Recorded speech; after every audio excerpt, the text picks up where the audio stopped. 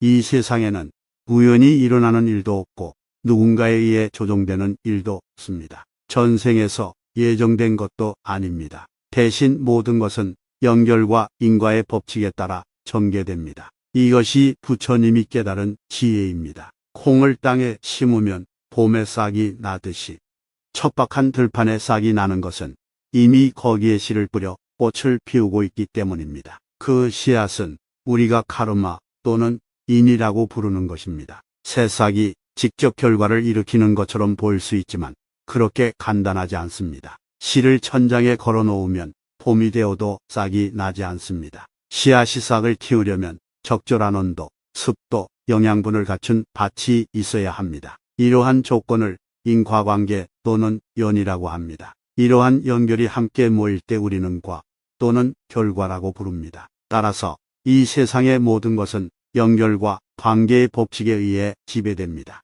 사람들은 종종 원인과 결과에 대해 이야기하지만 그것은 지나친 단순화입니다. 운명은 출생이나 사회적 지위에 의해서만 결정되는 것이 아닙니다. 부모님이 누구인지, 누구와 결혼했는지가 중요하지 않습니다. 정말 중요한 것은 당신이 어떤 종류의 사람인지입니다. 그것이 당신의 운명을 결정하는 것입니다. 자신을 사랑한다는 것은 있는 그대로의 현실을 포용하고 받아들이는 것을 의미합니다. 당신은 지금 이대로도 충분합니다. 어떤 면에서 부족하다고 느끼더라도 여전히 멋진 사람입니다. 자기에는 지나친 욕심이나 욕망 없이 있는 그대로의 자신을 인정하고 감사하는 것에서 시작됩니다. 우리 삶의 도전은 다른 사람들이 부과한 외부적 제약에서 오는 것이 아닙니다. 그것들은 우리의 습관과 사고 패턴, 우리가 갇힌 자신을 발견하는 반복적인 주기에서 비롯됩니다. 행복과 불행은 우리가 주어진 상황에 어떻게 접근하느냐에 달려 있습니다. 우리는 우리 자신의 기쁨과 슬픔을 만듭니다. 모르는 것이 있으면 물어보고 배울 수 있습니다.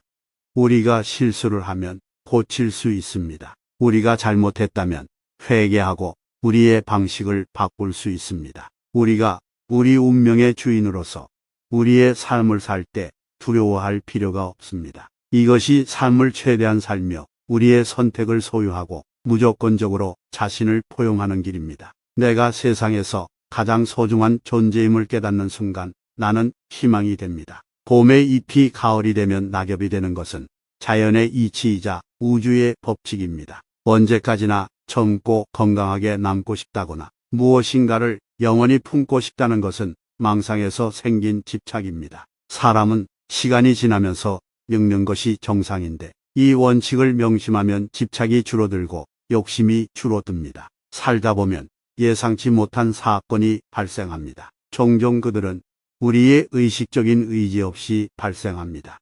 그러나 그러한 사건이 없다고 해서 반드시 행복이 오는 것은 아닙니다. 우리에게 진정으로 중요한 것은 우리에게는 어떤 상황에서도 행복할 권리가 있음을 기억하는 것입니다. 우리는 모두 불꽃이나 개미와 같은 보잘것없지만 소중한 존재입니다. 이것을 온전히 깨닫고 나면 우리는 타인의 시선에 신경 쓰지 않고 타인의 삶에 간섭하지 않고 평화롭게 살 수 있습니다. 이를 달성하기 위해 우리는 환상의 영역에 자신을 버려야 합니다. 있는 그대로의 우리 존재의 현실은 이미 소중합니다.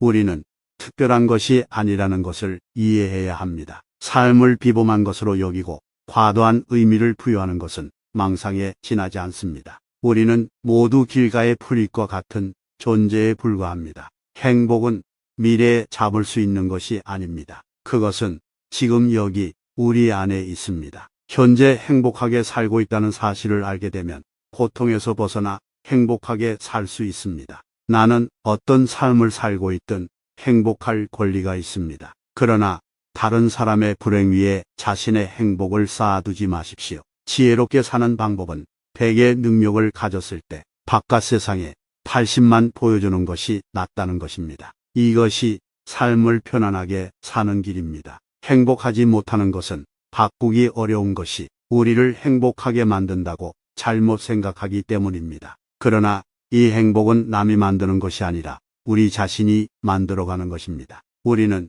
우리 자신을 변화시키기만 하면 됩니다. 물론 쉬운 일은 아닙니다. 원인과 결과는 우리 안에 있고 우리 인생의 운명은 우리 손에 달려 있습니다. 어떤 상황에서도 일어나는 마음을 즉시 알아차릴 수 있다면 그것이 바로 수행이고 기도입니다. 그러나 어려운 상황에 직면했을 때 즉시 마음을 돌이키는 것은 쉽지 않습니다. 도시에 앉아서 생활하는 사람들에게 규칙적인 운동이 필요한 것처럼 마음을 알아차리는 것도 연습이 필요합니다. 우리는 주어진 조건에서 삶을 즐길 수 있어야 합니다. 이 세상의 모든 존재는 부족하거나 넘치지 않습니다. 존재는 그저 존재일 뿐이다. 인생에는 정답이 없습니다. 우리는 우리의 선택에 따라 살 뿐입니다. 그러나 우리는 우리의 선택에 책임을 지고 싶지 않기 때문에 주저합니다. 당신은 지금 행복합니까? 젊었을 때를 돌이켜보면 자신의 몫의 고통과 여러 가지 제약이 있었습니다. 그래서 어른이 되면 행복할 줄 알았는데, 하지만 어른이 된 자신을 밥 먹는 아이와 비교한다면 누가 더 비참하고 더 많은 제약을 받는가요? 그때와 비교하면 지금은 훨씬 더 많습니다. 우리는 더 많은 돈, 지식 및 경험을 가지고 있습니다. 그런데 왜 전보다 행복하지 않습니까? 20에서 30년을 고생하다 보니 오히려 상황이 더 나빠졌다고 합니다. 그렇다면 우리는 정확히 어떤 삶을 살아야 할까요? 우리는 인생을 살아가면서 해가 갈수록 더 자유롭고 더 행복해져야 합니다. 그렇다면 왜 우리는 해가 갈수록 더 비참해지는 것일까요? 우리는 세상의 고통에서